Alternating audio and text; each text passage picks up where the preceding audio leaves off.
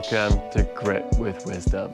This is the podcast that delves deep into the inner psyche of mountain bikers from all aspects of our sport in order to discover the tools and the tactics that can help us have more fun out on the trails more often.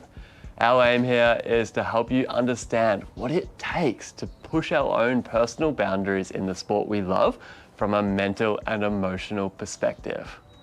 Today I'm doing a bit of a bonus episode of the podcast since we have noticed that there's a lot of new listeners jumping on board of late, which by the way is freaking amazing. Makes me so stoked and grateful to hear that so many people are finding the conversations that we're having on this podcast useful and interesting. So today, for those that haven't met me yet, I wanted to take a moment to go over a little bit about my background in the world of mountain bikes, mountain sports, and coaching, and the reason I started this podcast. So as you may or may not have already guessed already, but I'm guessing it was the former, I'm originally from Australia. I grew up in country Victoria there riding bikes, but I never really got serious about riding mountain bikes until I was in my early 20s. That was 8 or 9 years ago now. Back then, brought this awesome bike, started going biking all the time, loved it. Used to crash all the time, used to have sore wrists all the time, thought that was just part of biking.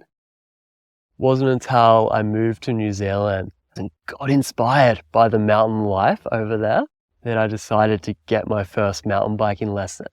Now, this is with a coach, a fantastic coach called 𝘁𝗵𝗵𝗺𝗺, who is on, I think, episode 2 or 3 of this podcast. Definitely recommend listening to that one. Anyway, got a lesson from Chris down in Rotorua, North Island of New Zealand there, and mine was blown. There were so many simple things, so many little things I'd missed out along the way as a self-taught mountain biker that made such a difference. My confidence shot up, and guess what? I stopped crashing nearly as much. So it was a win-win. From here, made my way down to Queenstown towards the end of this stint in New Zealand and became even more inspired and even more intrigued by all of these people that were out working in the mountains, helping people have more fun at their chosen pursuit. So one of the people who was a big inspiration for me and who I owe a lot to is actually my little sister, 𝘁𝗵𝗄𝗺. 𝘁𝗁 is a professional outdoor guide down in Victoria, Australia. Mad rock climber, hiker, snowboarder, all of those fun things. But she really inspired me because she wasn't doing a career for the sake of a career or for the sake of earning money. She was doing it because she was deeply fulfilled by it and she found it fun. So big shout out to you, 𝘁𝗁. Thank you for inspiring me.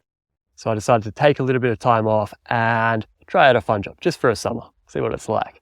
Okay, so I returned to Australia, trained as a PMBIA professional mountain bike instructor in Mount Buller, and then moved to Canada and got a full-time job as a mountain bike instructor and guide at a great company called Endless Biking on the North Shore. So a huge shout out to Kelly, Darren, Matt, and all of the other wonderful people there that became my mentors and had a huge influence on me and on where I am today. During my time at Endless and living on the North Shore, I'd stepped into this world where the mountains were bigger than any mountains I'd ever rode before, any mountains I'd ever seen before.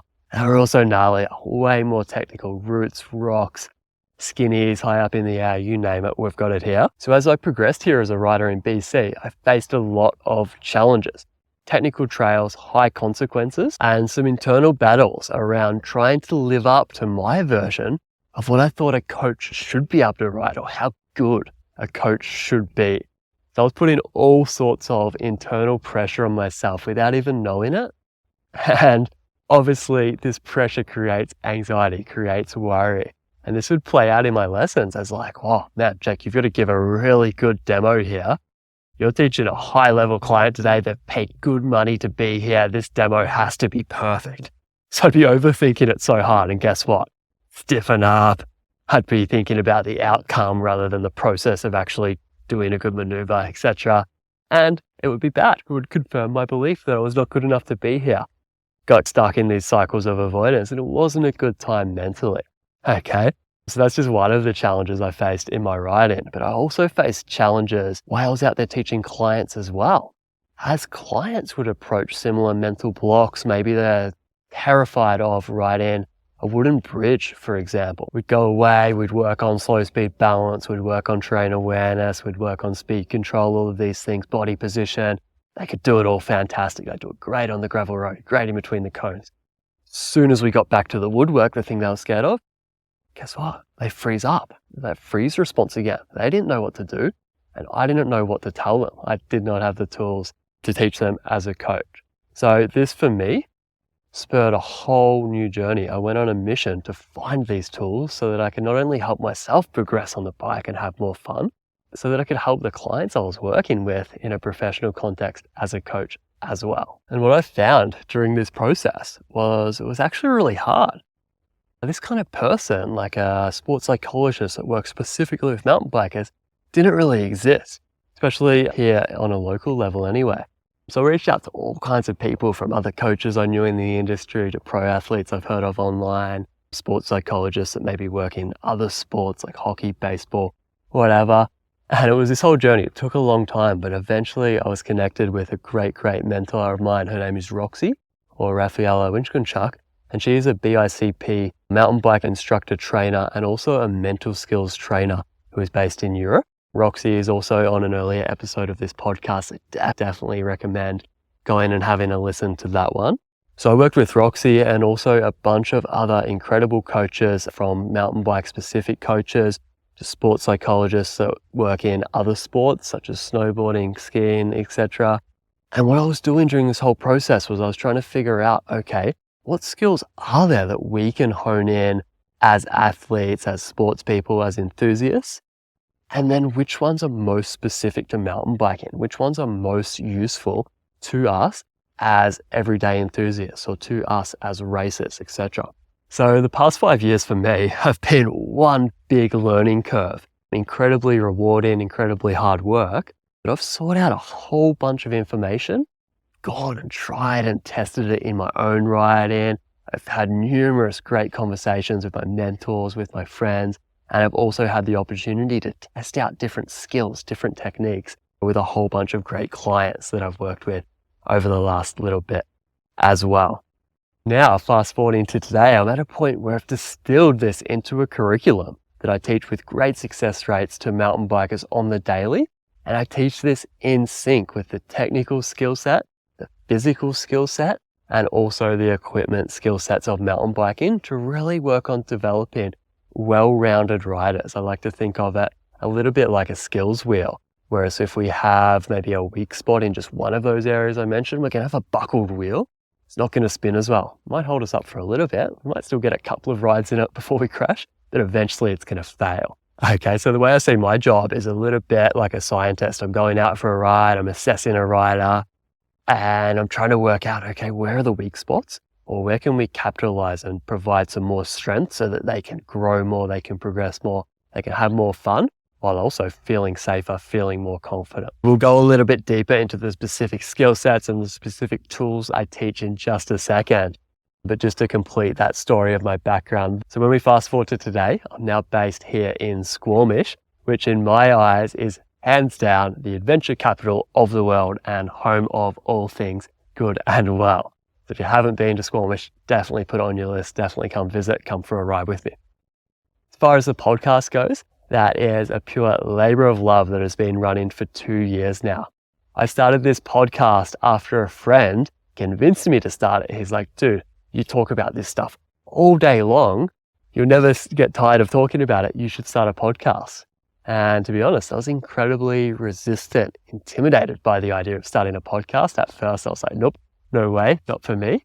Anyway, long story short, I finally worked up the courage to try it out. And I recorded an episode with my friend 𝘁𝗵𝗵𝗺𝗺𝗺, who's a crazy, awesome endurance rider based down there in New Zealand. It's a big shout out to Simon for being my first guest. And it turns out we had an incredible conversation. We got some really good feedback. People got lots out of it. And I had lots of fun. Okay. So we kept going with it. And the aim of the podcast and my why, the reason why I'm so passionate about it, is a deep yearning to help people with the tools they need to have more fun on the bike and adopt a growth mindset and just generally be more conscious, more stoked, more loving individuals, which of course translates to a better outlook off the bike as well. As well as that, all of the conversations I have with the wonderful guests on here aim to break down any stigma around talking about mental health, talking about emotions and feelings in the sport of mountain biking and in life as a whole. So I'm incredibly lucky to be here learning a whole bunch every time I get the opportunity to speak to a high level or just a super interesting person within the world of mountain biking or mountain sports. And I feel incredibly grateful that I get to share those conversations, those learnings, those tools with you as well. So as well as the podcast, as many of you may or may not know, I also run my own skills coaching company here in 𝘁𝗵𝗃𝗺𝗺, which is called the Mind Mountain. And we help mountain bikers of all skill levels and all backgrounds gain confidence and have more fun. We do this by combining specific mental skills training with technique-based coaching on the trails here in 𝘁𝗵𝗃𝗺𝗺. So as I mentioned earlier, my whole teaching philosophy is centered around the idea of incremental progression. In order to feel a steady, consistent growth as a rider, which by the way, I think is the key to keeping it fun, we need to take lots of little steps towards our goals rather than taking steps that are too big. Okay? For sure, we set our big outcomes that may be way out here in the future, then we pick lots of little steps, lots of little processes along the way that are going to help point us towards those outcomes. If we maybe take a more destructive approach towards our progression, we're going to take some big steps for sure. We're going to see some great big leaps in progression, but it's going to be done with more of a huck and hope attitude, more of a just send it, don't listen to your intuition attitude. And with that, as you can probably guess, or as you've maybe experienced in the past, this often leads with some big, completely avoidable setbacks along the way. Okay, so definitely not an approach I look to take with my own riding or with any of my students. So using that incremental progression approach, I'll work with riders to set appropriate goals, making sure they are intrinsically motivated, which means making sure our reason, our why for doing something is coming from within. We want to do it because we think it will be a fun goal, a fun thing, a fun feature that will challenge our skill set. We truly believe we can do it, and we really want to do it for ourselves, and not for any reason external to us. We're not trying to impress our buddies. We're not trying to get a sweet shot just for Instagram. We're not trying to come second at the race because we feel like we should be able to come second. Or we're not only riding double black trails because we feel like we're too good to ride anything else. We're choosing goals that excite us, that stretch us, but don't stress us. Okay, that's always the start. From there, we'll head out onto the trails. We'll learn the foundation skills of mountain biking if we've never learned them before. And if we've been riding from years, we'll always check back in, see if there's anything we can tweak, see if there's anything we can make even better. This is going to turn us into a more solid rider. So we'll be working on things like positioning, braking, terrain awareness, while also working on reducing pressure or anxiety that creates interference and reduces our ability to access our full skill set. Okay, so some of the tools we'll commonly use are one, a mental skills journal, which if you haven't heard of before, I definitely recommend going over to my YouTube channel at Jake Johnstone and checking out. This mental skills journal allows riders to go into a highest pressure situation like a race, a group ride, maybe a new challenging trail. It allows them to go into a situation like this, knowing that they have a plan and they hold the keys. They are in control. They have the ability to refocus. We'll also dive deep into powerful tools like breath work and visualization processes, which, if combined into a practical process that riders actually understand how to implement on the bike in the heat of the moment, this can help riders get into the zone and then stay there for longer. Okay. As part of that, a big part of my work these days is also helping riders build more confidence. I don't think I've ever met a rider that doesn't want more confidence. Okay. And that comes in part from working on their technical skill set, knowing that they're using the right techniques at the right times and the right amounts leads to a big increase of confidence. It also comes from knowing that they have their equipment set up dialed and that they have the physical strength, agility, and cardio to go out there and get the job done. But the biggest opportunity for building confidence outside of these practical spheres lies in the mental side of things.